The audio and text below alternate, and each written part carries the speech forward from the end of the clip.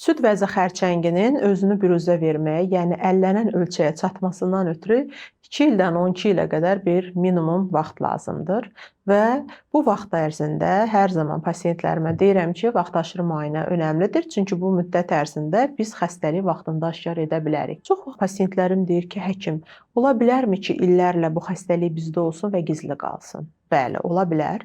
Çünki xəstəlik birdən-birə yaranmır və onun yaranması üçün ola bilər ki, bəzi hallarda xoşxassəli bir dəyişkənlik olsun və bundan sonra həmin xəstəliyin maliqnizasiyaya verilməsi, yəni bədxassəliyə çevrilməsi nəticəsində bu xəstəlik yaransın. Bəs bunu necə biz aşkar eləyə bilərik? Bunu aşkar eləmək üçün sizin minimum ildə bir dəfə həkimə, onkoloq, mammoloqa müraciət eləməyiniz yetərlidir. Pasientlərimə hər zaman deyirəm ki, sizin sadəcə 1-2 saatınız vaxt ayırmağınız lazımdır özünüzə ki, həkimə gələsiz, müayinə olunasınız və hər şeydən əmin olasınız ki, məndə süd vəzdə heç bir problem yoxdur.